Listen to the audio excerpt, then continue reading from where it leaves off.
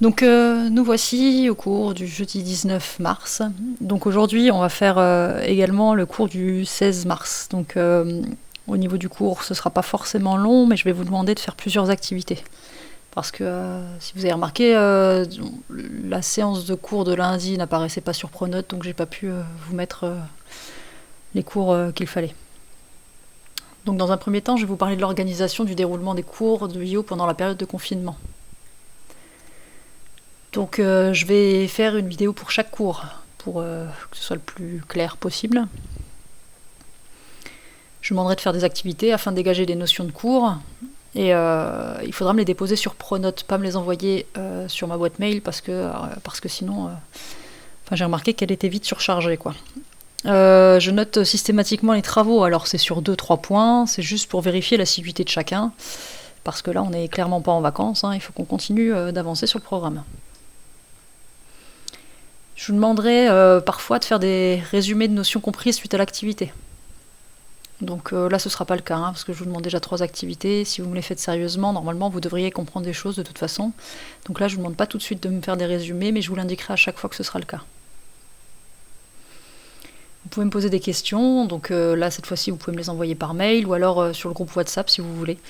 Donc je pourrai y répondre directement ou alors j'y répondrai de vive voix dans la vidéo d'après. Et je vous souhaite un bon courage à tous pour cette période un peu particulière.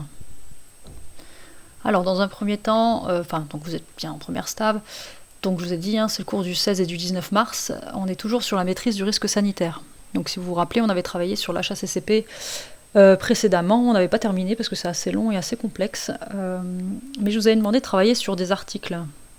Donc il y avait 2 documents, donc 2 articles journalistiques, et je vous demandais de m'identifier les 3 types de dangers qui pouvaient exister au niveau alimentaire. Donc il y avait ce document qui était extrait d'un site internet canadien. Donc si vous l'avez bien lu, vous avez dû vous rendre compte qu'il y avait un danger notamment biologique. Un danger biologique, donc une intoxication grâce ou à cause de micro-organismes. Et il pouvait aussi avoir un danger de type chimique. Donc on pouvait trouver effectivement des insecticides par exemple dans des aliments. Donc on a déjà 2 types de dangers. Et puis le 3e danger, c'était par rapport au au 2e article, donc qui était apparu sur le site internet 20 minutes. Donc là on vous parlait de corps étrangers. Donc là on avait une souris, mais ça peut être du verre, du bois, du métal par exemple. Donc par rapport à l'analyse de ces 2 documents, je vous demande de noter dans le cours. Donc ça c'est vraiment à la suite de ce qu'on avait écrit sur l'HACCP, donc il n'y a pas de titre à noter, vous mettez vraiment ça à la suite. Donc vous me notez, les 3 types de dangers sont possibles. Donc 3 types de dangers sont possibles, pardon. On a le danger biologique, donc avec les parasites, les virus, les bactéries pathogènes. Alors j'ai bien rajouté pathogènes. Pathogènes, c'est qui rendent malade, parce qu'autour de nous, on a plein de bactéries qui sont bonnes pour notre santé. C'est des bactéries commensales. Là, on parle de bactéries pathogènes, donc qui rendent malade, ou des toxines. On a un danger chimique. Donc des polluants. Alors les polluants, ça peut être tout simplement sur une chaîne de fabrication, quelqu'un qui utilise un détergent par exemple, et qui peut se retrouver dans la nourriture, ça peut être un polluant. Ça peut être des résidus de médicaments, donc par exemple des antibiotiques dans la viande, ou de pesticides, donc là sur des fruits ou légumes. Donc ça peut être des contaminants divers. Il peut y avoir un danger physique, donc du verre, donc ça peut être sur une chaîne de fabrication de yaourt de pot en verre, on peut retrouver du verre dedans, pourquoi pas du bois, du métal ou d'autres objets. Alors faites attention, tout à l'heure je vous ai montré donc l'article de 20 minutes, ça parlait d'une souris dans des aliments. Alors bien sûr une souris c'est vivant, donc on pourrait penser que c'est un risque biologique, mais non, parce que en fait c'est vraiment un corps étranger. La souris ne vous rendra pas malade, donc un risque biologique, ça peut vous rendre malade. Un risque chimique, ça peut aussi vous rendre malade. Un risque physique, si vous mangez du verre, effectivement, ça peut être dangereux pour votre santé, mais la souris, elle va pas vous rendre directement malade. Alors la suite... Alors, on va se poser la question comment identifier les dangers liés aux aliments. Donc, vous avez un document, alors il me semble que c'est le document 1 sur Pronote. relatif à la fabrication des yaourts fermes. Donc, vous avez ici un schéma de fabrication. Donc, je l'ai coupé en deux parce qu'il était un peu long. Hein, donc, la suite ici, c'est exactement la même chose que là. Hein, donc, là, ça se poursuit. Donc, de la traite jusqu'au yaourt. Donc, vous voyez, hein, d'abord, on trait la vache, on réfrigère le lait, on analyse le lait. Une fois que le lait est analysé, il est collecté. Il est encore une fois analysé. Il est stocké à la laiterie. Ensuite, il est encore analysé. Dans ce cas-là, on peut écrémer. Donc, on va écrémer, enlever la crème. Et ensuite, ça nous permet de standardiser. Parce que tous les laits n'ont pas le même pourcentage de crème, de matière grasse à l'intérieur.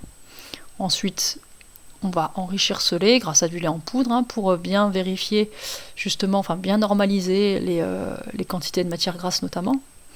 Après, c'est pasteurisé. Donc cette méthode, on verra plus tard les différentes méthodes de conservation des aliments, mais la pasteurisation va permettre de tuer une bonne partie des bactéries qui peuvent être toxiques pour l'homme. Ensuite, on va refroidir le mélange. Et là, on rajoute des ferments lactiques. Donc cette fois-ci, on va mettre des ferments qui vont permettre de réaliser le yaourt. Ensuite, on a l'emboutissage. Donc ça, on fait les pots de yaourt. Hein, si vous voyez, a priori, c'est des yaourts en pot plastique. On remplit les pots avec le lait qui a été ensemencé et on met au perculage, c'est-à-dire qu'on met un opercule dessus. On laisse fermenter en étuve. Donc l'étuve, c'est une température d'une 40aine de degrés. Ensuite, on réfrigère et on a nos yaourts.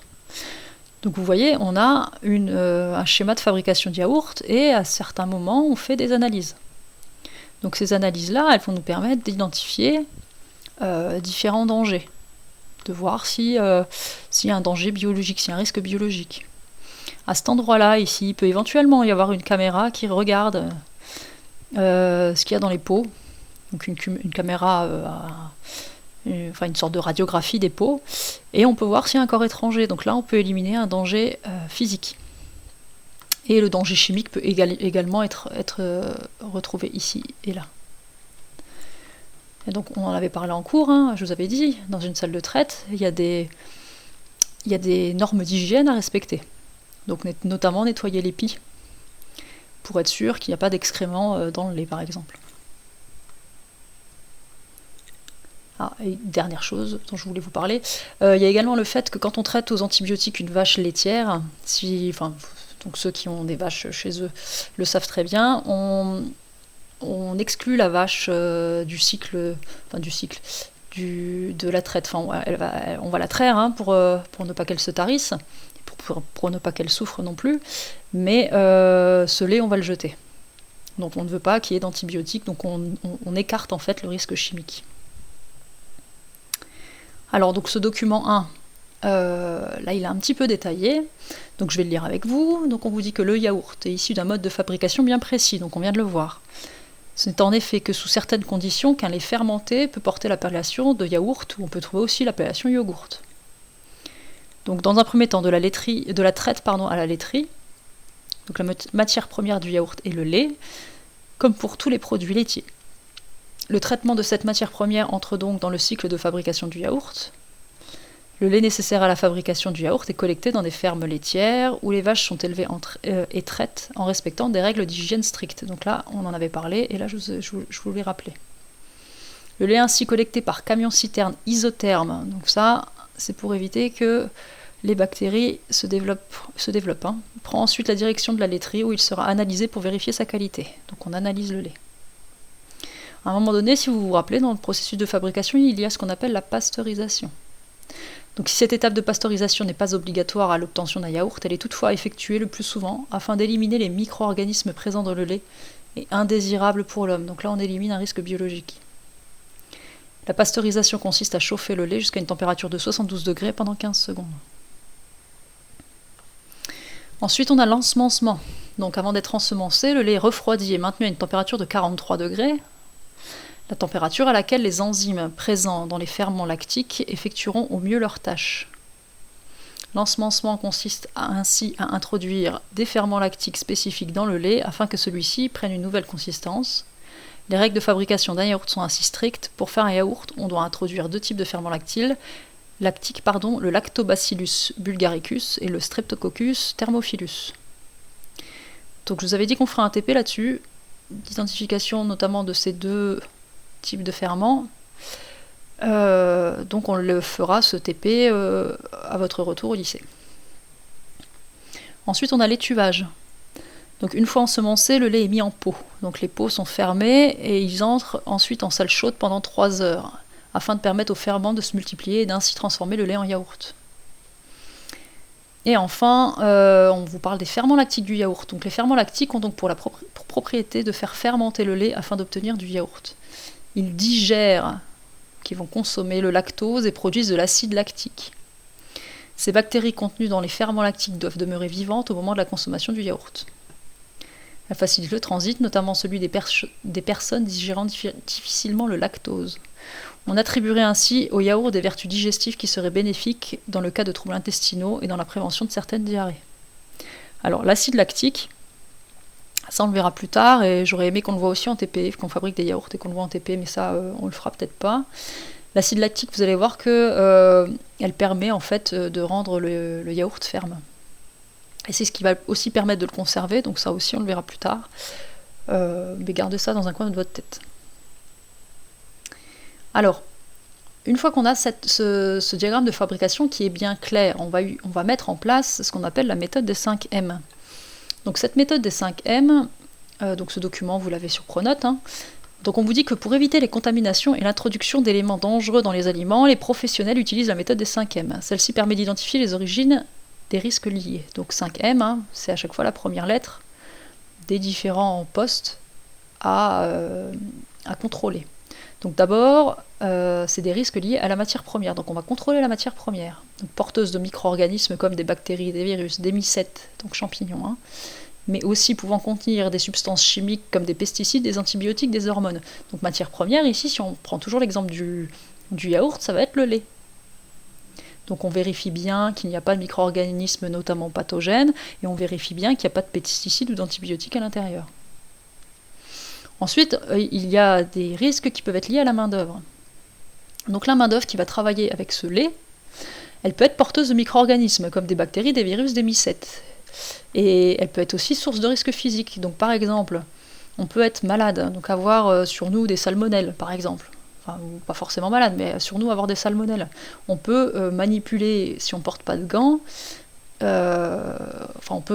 si on ne porte pas de gants et qu'on manipule les yaourts, on peut déposer ces bactéries dans les yaourts. Donc il faut limiter ce risque bactériologique en portant des gants.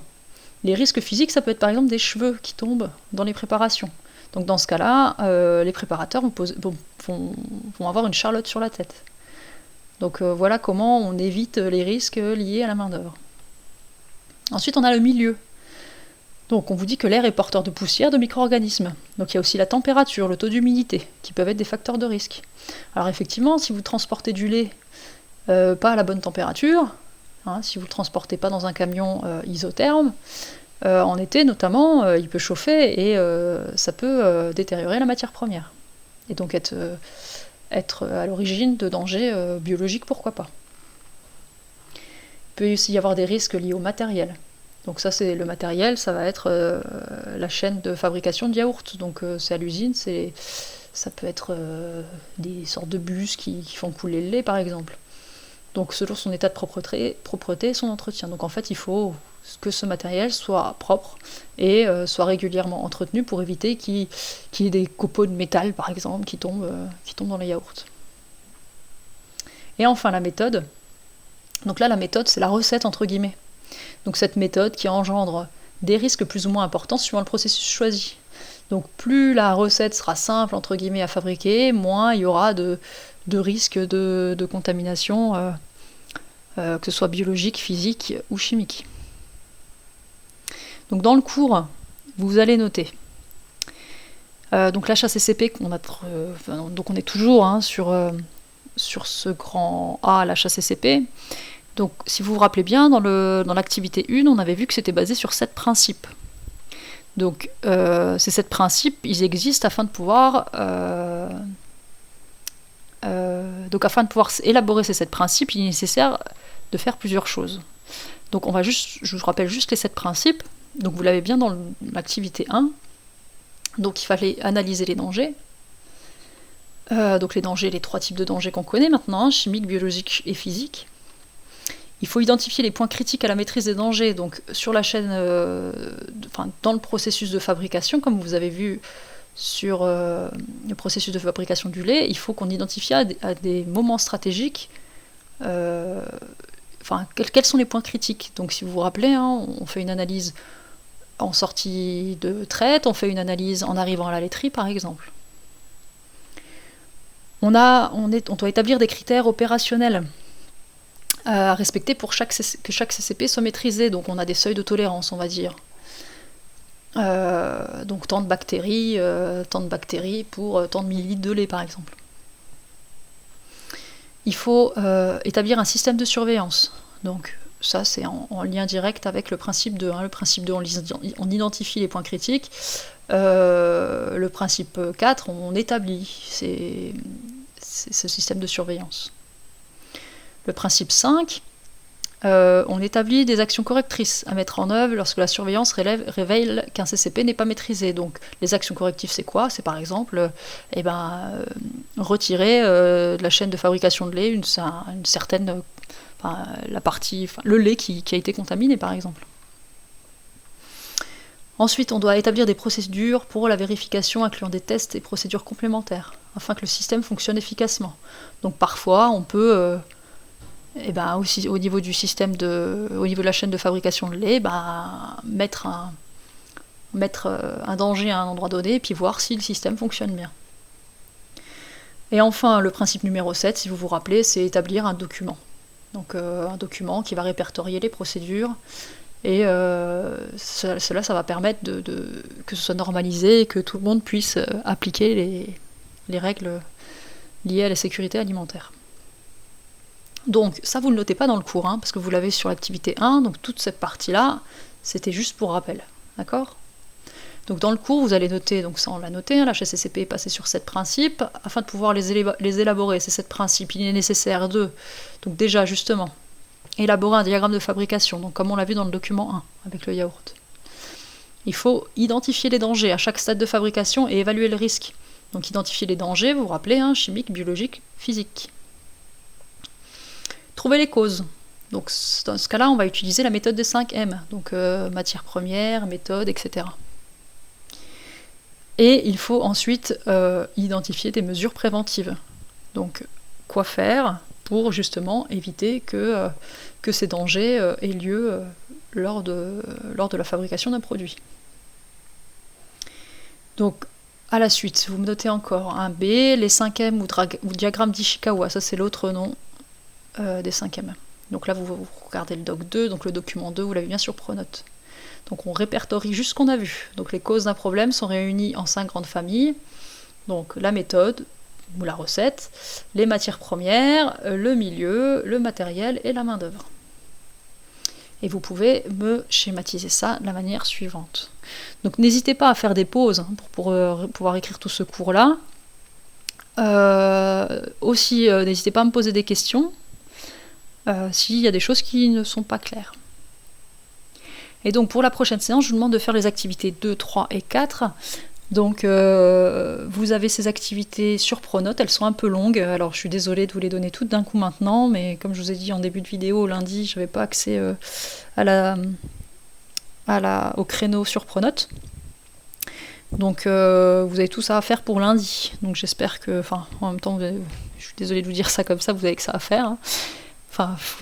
J'espère que vous avez des loisirs à côté, mais en tout cas, vous avez le temps, vous êtes chez vous. Donc, s'il vous plaît, faites-moi les activités 2, 3 et 4 pour lundi. Vous me les posterez sur Pronote, s'il vous plaît. Comme je vous l'ai dit, ma boîte mail est trop saturée. Voilà, et n'hésitez pas à passer par le groupe WhatsApp s'il y a des questions. J'y répondrai, même s'il y a d'autres questions par rapport à l'organisation, je suis là pour vous répondre. Voilà, passez une bonne journée et puis à bientôt.